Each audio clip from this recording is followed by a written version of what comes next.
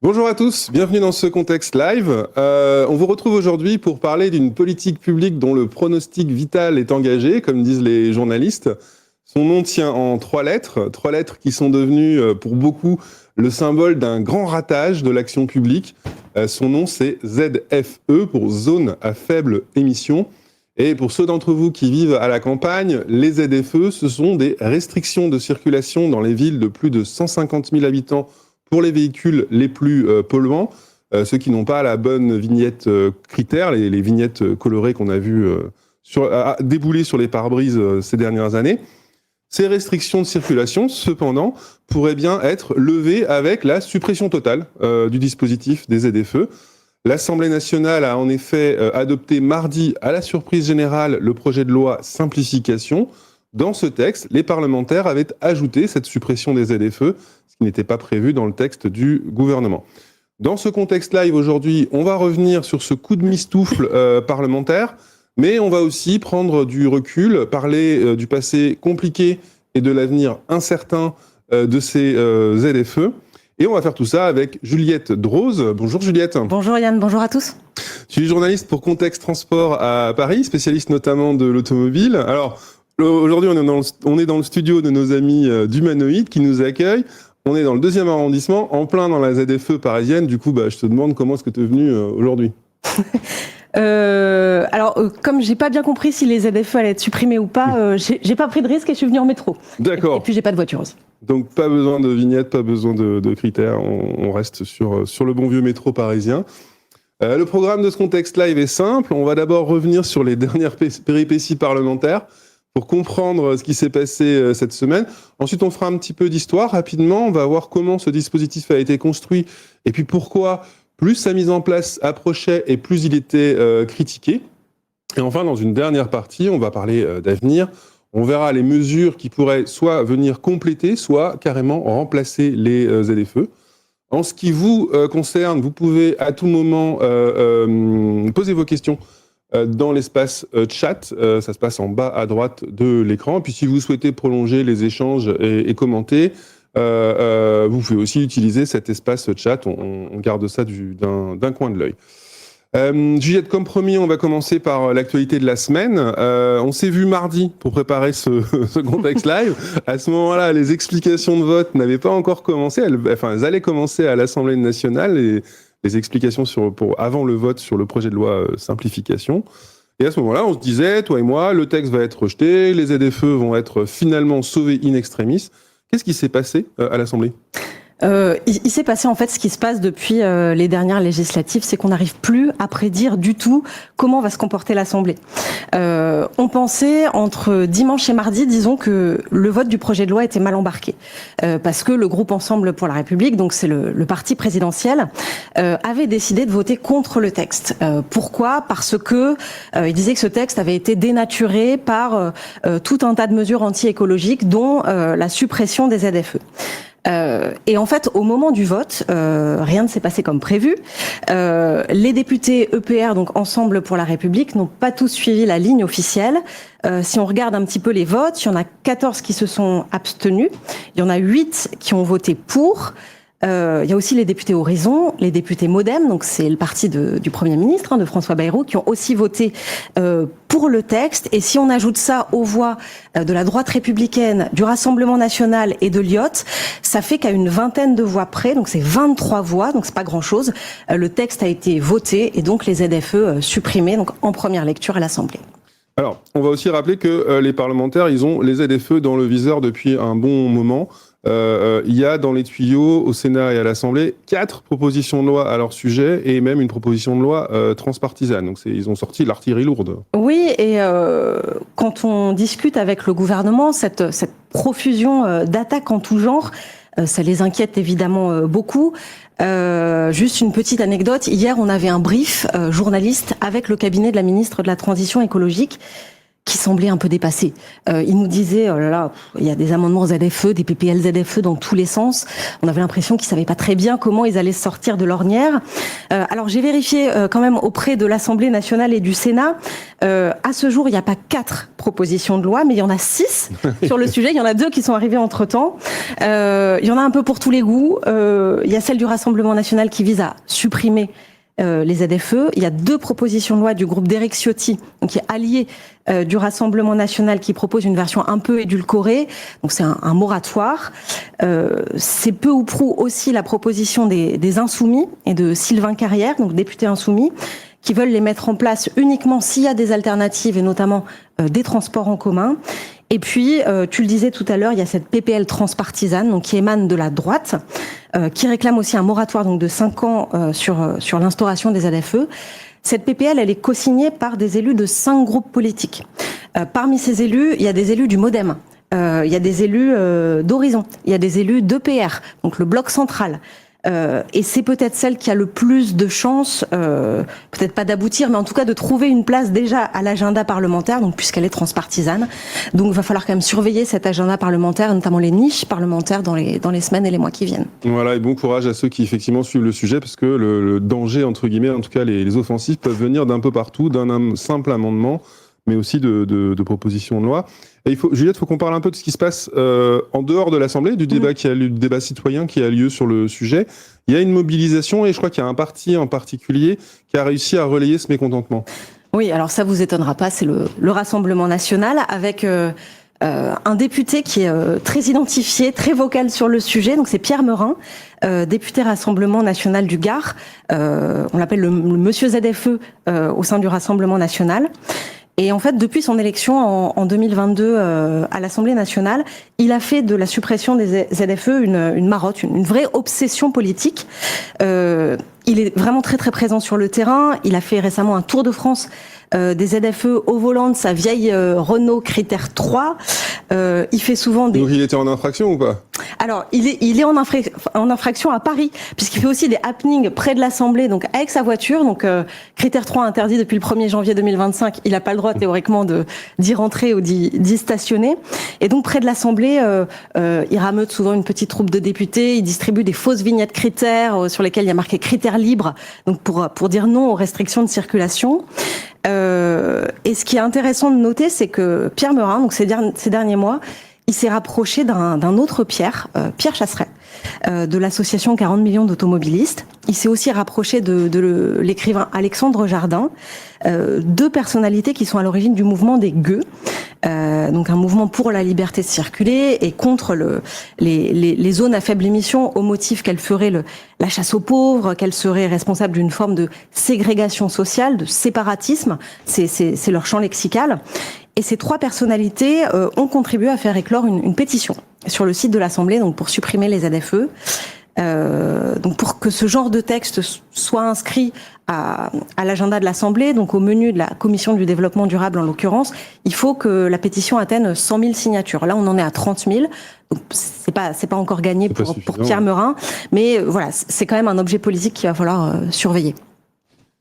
Et puis on voit aussi que on est dans un cas de figure où les lobbies n'hésitent pas à recourir ou à s'adresser aux élus du Front National. On posait au début de la législature la question du cordon sanitaire. Est-ce qu'il y aura un cordon sanitaire ou pas? Pour ce sujet-là, les ZFE, il n'y a pas de cordon sanitaire, quoi. Pas trop. Non. Même s'ils le disent pas vraiment. Oui, c'est pas nous, non plus totalement assumé, quoi. Qui avons découvert que c'était Pierre Meurin qui était à la manœuvre de cette pétition. Alors, on voit beaucoup de politiques, tu as cité beaucoup de noms qui prennent position contre, y compris à gauche, mais on ne voit pas beaucoup de politiques qui, au contraire, viennent au secours des ZFE, et ça, même au gouvernement ou au Parlement, peu de défenseurs finalement. Ouais. Je vais prendre la question en sens inverse. Au gouvernement, la ministre de la Transition écologique, on peut mettre ça à son crédit, elle a quand même essayé, disons ces 2 derniers mois, de reprendre la main. Agnès Pannier-Runacher. Elle a réuni, à l'occasion d'un événement qu'elle a appelé le Roclore de la qualité de l'air, c'est un peu pompeux, c'était à la mi-mai, elle a réuni à la fois des élus, des professionnels pour déclarer, disait-elle, un état d'urgence sanitaire à propos des zones à faible émission. Et elle a essayé de recentrer le sujet des ZFE sur son objectif premier, qui est la protection de la santé des Français. Bon, ça n'a pas vraiment fonctionné puisque 2 semaines après, les ZFE ont été supprimés par les députés en séance à l'Assemblée lors de l'examen du texte. Et puis si on dézoome un peu, globalement, on a quand même une défense du bout des lèvres de la part du gouvernement, voire pas de défense du tout. Même au sein de l'administration, on nous dit, on regrette qu'il y ait peu de portage politique sur le sujet. On a très peu entendu, par exemple, le ministre des Transports, Philippe Tabarot, sur le sujet. En fait, quand on réfléchit, c'est assez logique, puisque sénateur LR, auteur d'un rapport critique sur les ZFE, il est cohérent avec les positions qu'il a eues jusqu'à présent.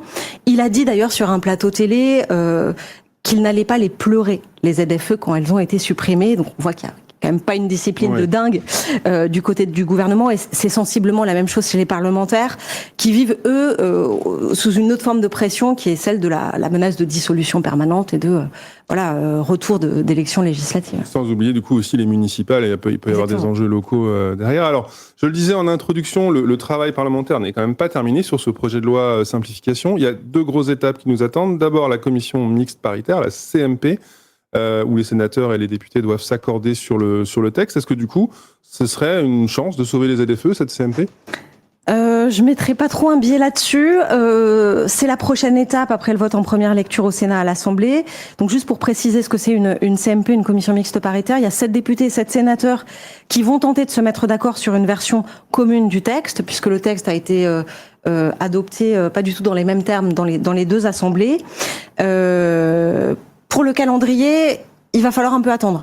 On vise là 15 septembre, 15 octobre. Donc pas de CMP avant 15 octobre. A priori, c'est ce qu'on nous dit côté gouvernement. A priori, même s'il faut encore une fois prendre des pincettes avec tout ce qui se passe au Parlement, puisque tout peut changer à la dernière minute. A priori, c'est ce que nous disent plusieurs sources côté gouvernement et côté Assemblée, plutôt 15 septembre, 15 octobre, le temps de se mettre d'accord sur des points clivants. Peut-être que les ZFE en feront partie. Après, si on regarde la composition de la commission mixte paritaire, donc 7 députés, 7 sénateurs, il y a quand même une majorité qui penche sérieusement à droite. Il y a des élus du Rassemblement national, donc c'est pas forcément gagné. Un petit pronostic, je pense pas que les ZFE seront rétablis à l'occasion de cette commission mixte paritaire. Et il reste encore une ultime étape au bout du bout, c'est évidemment le Conseil constitutionnel qui peut censurer la disposition, c'est ça ? Oui, c'est l'autre cartouche dans la main des défenseurs des ZFE.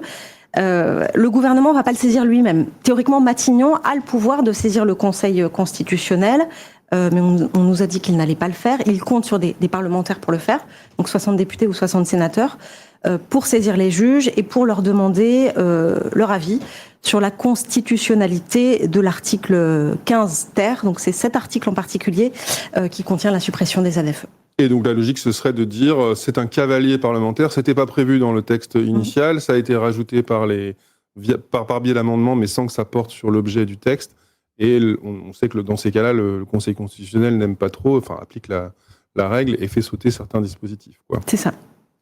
On va regarder un peu les premières questions qui arrivent, ou qui sont arrivées, puisque vous avez, je vous rappelle, la possibilité d'envoyer vos questions un peu avant. Clément Dronia nous a demandé notamment quelles sont les chances que le Conseil constitutionnel censure l'article. Est-ce que, sur ce principe de cavalier législatif, c'est vrai que c'est une question que je me pose, on vient d'en parler. C'est un projet de loi un peu fourre-tout, quoi. Donc pourquoi pas y fourrer aussi les ZFE.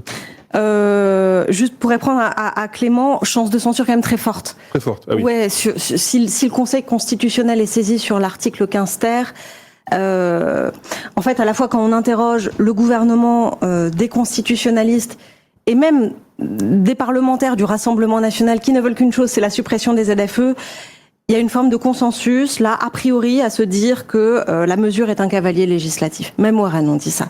C'est-à-dire sans lien, sans objet direct avec le texte initial et son objet principal qui était la simplification de la vie économique des entreprises. Ce qui veut dire que certains députés, d'ailleurs, ont pu voter pour la suppression en se disant de toute façon, ça sautera au Conseil constitutionnel. Exactement, c'était la mauvaise manie de nos... C'était un peu l'argumentaire du MoDem. On a pu s'étonner de voir le MoDem voter en faveur du projet de loi simplification. Et ce que disaient certains députés, à l'exemple d'Erwan Balanan, par exemple, député MoDem breton, c'est que de toute façon, ça sera shooté, c'était son expression, par le Conseil constitutionnel derrière. Fabrice Santamaria dans le chat lui regrette le détricotage de... attendez, je vais prendre la bonne question. Voilà, excusez-moi. Fabrice Santamaria dit qu'il est totalement incohérent de supprimer les ZFE alors que nous cherchons à améliorer la qualité de l'air. Oui, c'est bien de le rappeler. C'est pas juste pour empoisonner la vie des automobilistes au départ. C'est pour améliorer la qualité de l'air, mais on y reviendra dans la suite de ce live. Il dit, le détricotage ambiant va-t-il finir par avoir la peau des ZFE ? Si je reprends un peu la question, c'est au-delà du PJL simplification, étant donné toute l'artillerie lourde déployée par les parlementaires, j'ai l'impression qu'il faut... On va garder les vignettes collées sur le pare-brise pour cet été, mais au-delà, ces ZFE, elles sont un petit peu condamnées politiquement. Politiquement, là, le gouvernement, il concède avoir perdu le point. C'est-à-dire que... il y a de multiples tentatives, donc le projet de loi simplification en a été l'exemple. Il y a donc 6 PPL en embuscade. Il y a de multiples tentatives pour les mettre à mal.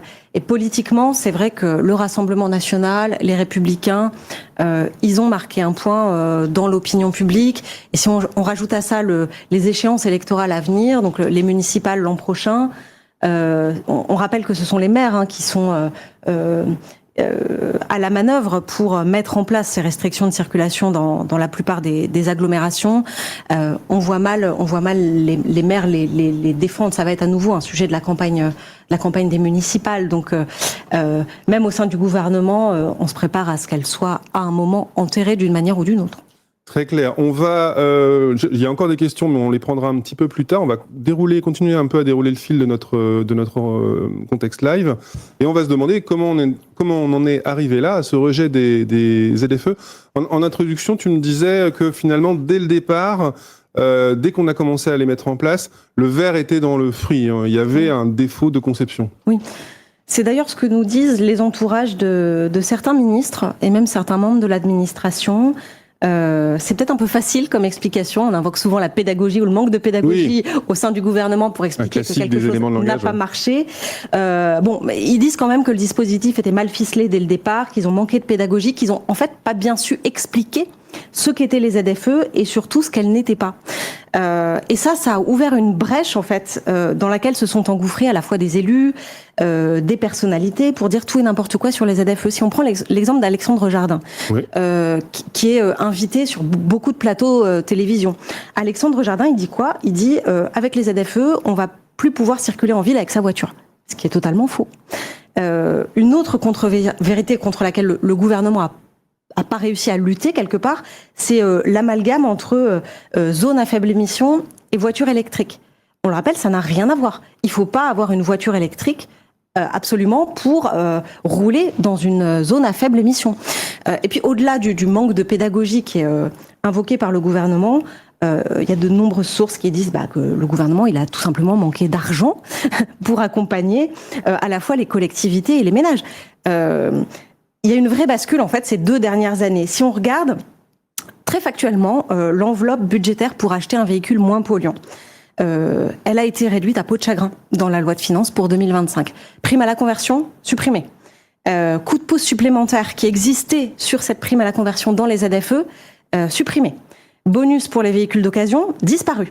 Enveloppe globale pour verdir les véhicules, divisée par 3, de 1,5 milliard à 500 millions d'euros. C'est vrai que la liste est impressionnante. On les a annoncés un petit peu, on n'avait pas forcément en tête l'accumulation de recul ou de retrait d'aide. Et c'est ce que disent les collectivités, et même les collectivités les plus volontaristes sur le sujet. C'est que, la mesure, elle est là, mais que les moyens en face, ils suivent pas du tout, en fait. Si on n'aide pas les gens à renouveler leur voiture, effectivement, la mesure paraît une sanction plus difficile à accepter. Alors, l'origine des ZFE en France, c'est 2019, la LOM, la loi d'orientation des mobilités. À ce moment-là, ça concerne seulement les villes les plus polluées. Et je crois, il faut quand même rappeler que c'est une obligation européenne. C'est pas une invention française, ces ZFE. Ouais, une obligation qui découle de la directive européenne sur la qualité de l'air. Cette directive, elle fixe des niveaux maximums de pollution atmosphérique à ne pas dépasser. Là, on parle du dioxyde d'azote, NO2, on parle des particules fines, les PM10. Et à l'origine, donc en 2018, c'est Elisabeth Borne, ministre des Transports, qui annonce la création des ZFE. C'est assez rigolo de se rappeler qu'à l'époque, elle parlait d'une décision ambitieuse et surtout irréversible. C'était ces éléments de langage à l'époque. Et 1 an plus tard, donc dans la LOM, la loi d'orientation des mobilités, cette loi a imposé à 11 métropoles de mettre en place une ZFE. La mesure à l'époque, elle n'est pas présentée comme une mesure écologique, mais comme une mesure vraiment de santé publique. L'objectif, c'est la lutte contre la pollution de l'air, qui est responsable de 40 000 morts chaque année en France. Et cette loi, l'instauration de ces ZFE, ça répondait quand même aussi aux remontrances déjà de la justice européenne qui avait jugé la même année que la France était mauvais élève et qu'il fallait quand même faire quelque chose, quoi. On passe ensuite en 2021, loi climat et résilience, et là on généralise les ZFE à 45 métropoles de plus de 150 000 habitants. Mais là on est en 2021, c'est assez récent, mais plus on va approcher de l'échéance et plus ça va coincer. Oui, c'est à partir de ce moment-là que cette politique publique a commencé d'une certaine manière à s'enliser. C'est pas moi qui le dis, c'est le constat que fait l'ancien ministre de la Transition écologique, Christophe Béchu. Il dit qu'en fait on récolte le fait d'avoir poussé le curseur un peu trop loin dans la loi climat et résilience avec un calendrier de restrictions trop strict, sans mettre en place des moyens en face de substitution. Si on rappelle un tout petit peu le calendrier, ce que dit cette loi climat et résilience, c'est interdiction des critères 5 en 2023, interdiction des critères 4 en 2024, interdiction des critères 3 en 2025, tout ça dans les villes en dépassement, attention, pas dans toutes les villes. Et cette loi climat et résilience dit aussi ZFE obligatoire à partir de 2025 dans toutes les agglomérations de plus de 150 000 habitants, avec les critères précis à la main des agglomérations.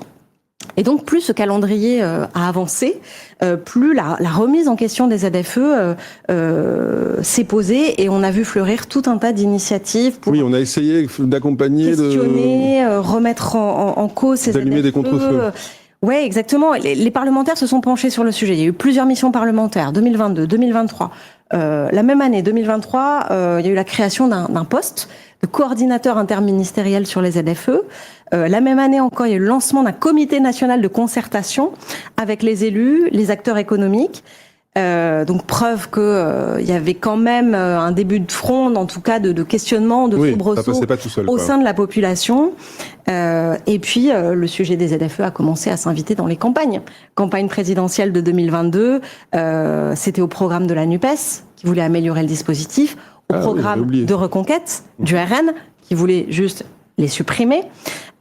Et on le disait tout à l'heure, il va forcément s'inviter ce thème dans la campagne des municipales de 2026. Le RN l'a déjà dit, ce sera un des thèmes de leur campagne des municipales.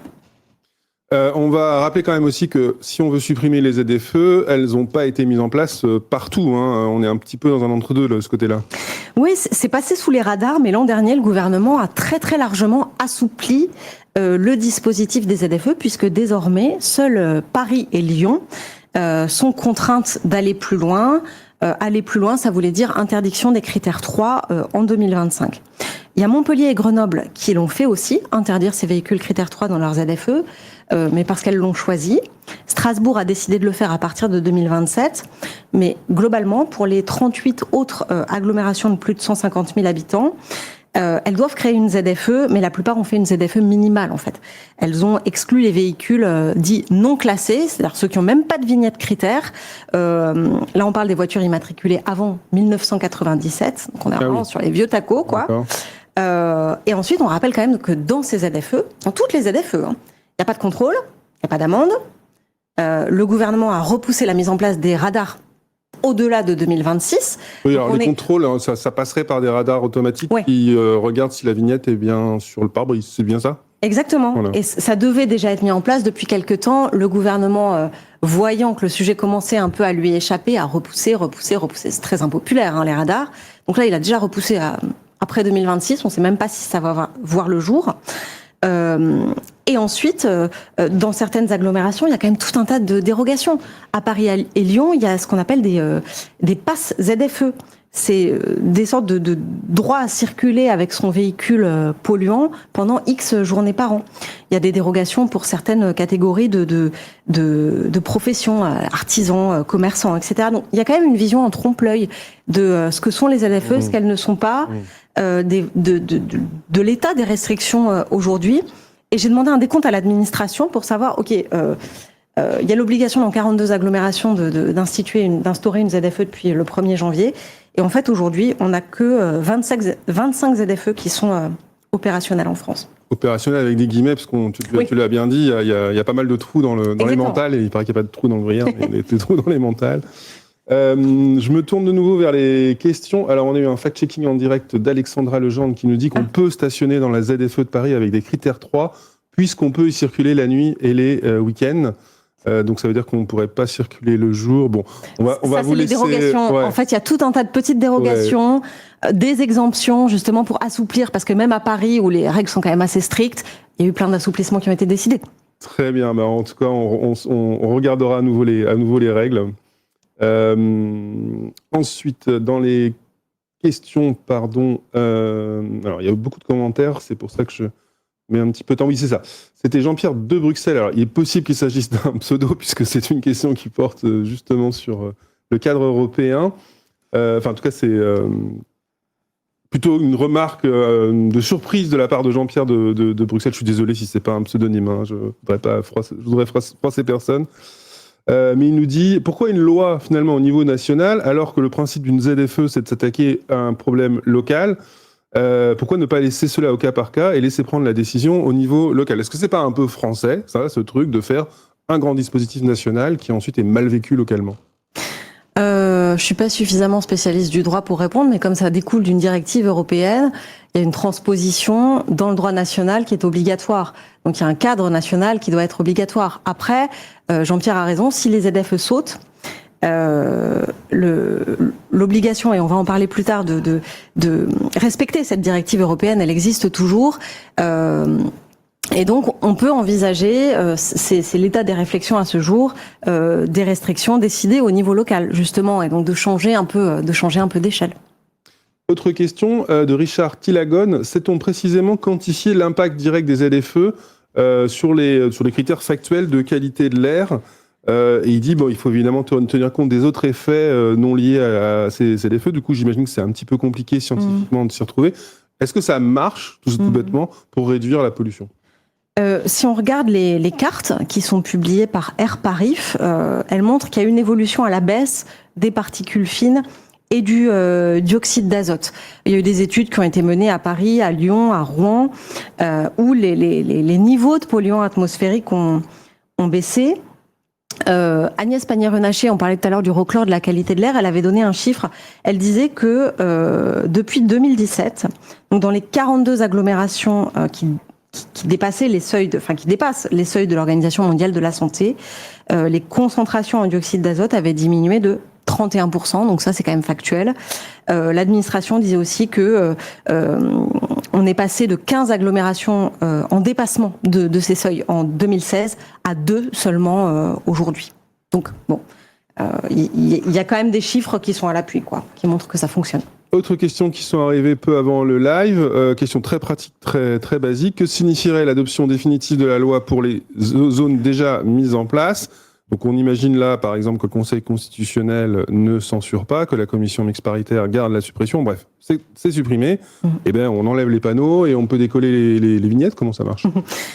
Si les ZFE étaient supprimés, légalement, juridiquement, les villes n'auraient plus le droit de les mettre en place. Ah oui, de toute façon. C'est tout simple. En tout cas, plus le droit d'appeler ça des ZFE. On reviendra après sur les marges de manœuvre, comment elles peuvent passer entre les mailles pour quand même instaurer des zones de circulation restreinte. Et du coup, question de Valérie Cornet, que devient le système des vignettes critères? A priori, il ne serait plus utilisé, il n'y aurait plus de raison d'acheter une vignette critère. Vont mettre un peu de couleur sur les pare-brises. Voilà, comme avant, on gardait toutes les vignettes, quand on avait la vignette annuelle, les anciens ça ne veut pas forcément dire une disparition des vignettes critères. Si les ZFE sont supprimés, la classification critère, elle peut quand même être utile si on veut mettre en place d'autres mesures de restriction de circulation. Elle peut servir à toujours classifier, classer les voitures en fonction du niveau de polluants atmosphériques qu'elles émettent. Très bien. On voit qu'on se pose pas mal de questions sur l'avenir et justement c'est le thème de la troisième partie de notre live. Du coup, on va devoir faire un petit peu des hypothèses. Première hypothèse pour toi, Juliette. On arrive à sauver les ZFE, mais on voit bien que politiquement c'est compliqué pour toutes les raisons que tu as détaillées. Et du coup, là, on prévoit des mesures d'accompagnement.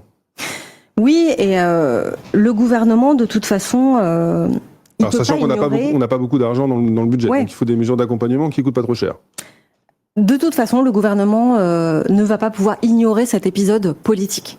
Puisqu'il laisserait des traces sinon. Et sinon, le gouvernement risquerait de le payer. Il y a des échéances électorales, on en a parlé.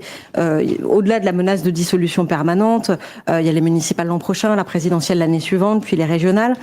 Et donc le gouvernement, là, d'une certaine manière, à travers plusieurs petites décisions, il a commencé à tirer les leçons de cette remise en cause des ZFE.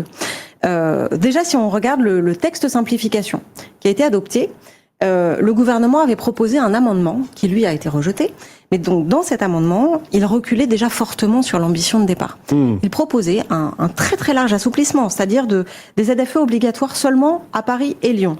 C'est-à-dire liberté totale laissée aux 40 autres. Liberté totale, ZFE ou pas. Vous avez le choix, responsable de collectivité, d'en mettre une ou de ne rien faire. Il était prêt à repousser les contrôles et les amendes au-delà de 2026, à mettre tout un tas de dérogations en place. Donc, si les ZFE sont sauvés, il va falloir voir ce que fait le gouvernement de cette proposition qu'il avait inscrite au projet de loi simplification.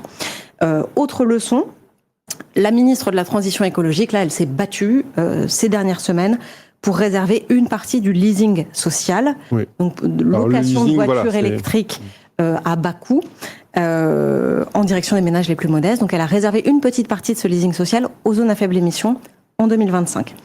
Ça représente pas énormément, hein. On parle de 5 000 véhicules sur les 50 000 qui seront proposés dans le cadre du leasing. C'est une politique qui marche très bien, mais qui coûte quand même très cher à l'État, ce leasing. Alors, ça va plus coûter beaucoup d'argent à l'État, entre guillemets, puisque cette politique publique a été débudgétisée, la ligne budgétaire a été sortie du giron de l'État, et elle est supportée aujourd'hui, financée par ce qu'on appelle les certificats d'économie d'énergie. Donc, elle est financée par le secteur privé, en gros. Et juste une dernière petite leçon, entre guillemets, ou une bribe de leçon. En ce moment, il y a les discussions budgétaires, donc il y a quand même un trésor de 40 milliards d'euros d'économies à trouver, donc c'est compliqué. Mais Agnès Pannier-Runacher milite pour le retour d'une prime à la conversion. Parce qu'il n'existe plus beaucoup de dispositifs sociaux, entre guillemets, pour changer de véhicule, pas forcément pour passer à un véhicule électrique, mais pour acheter un véhicule peu polluant. Mais bon, ses chances de succès dans cette entreprise sont quand même minces à la ministre. Très bien. Alors maintenant, on va faire l'hypothèse inverse. On va se dire que les ZFE, on vit dans un monde dans lequel les ZFE ont bel et bien disparu, mais la pollution de l'air, elle n'a pas disparu, elle. Et du coup, qu'est-ce qu'on fait ? Alors, ZFE ou pas, la France n'a pas le choix. Elle doit mettre en place des mesures pour améliorer la qualité de l'air parce que c'est une règle qui est imposée par Bruxelles. Ce qu'on a révélé chez Context, c'est que le gouvernement réfléchit déjà, avant même que les ZFE soient supprimés, si elles l'étaient, réfléchit déjà à des mesures de substitution. L'administration s'est lancée récemment dans un grand brainstorming sur le sujet et elle est en train d'examiner le panel des solutions qui pourraient être à sa disposition. Parmi ces solutions, on a donné plus de pouvoir aux collectivités pour les autoriser à prendre des mesures de restriction de circulation.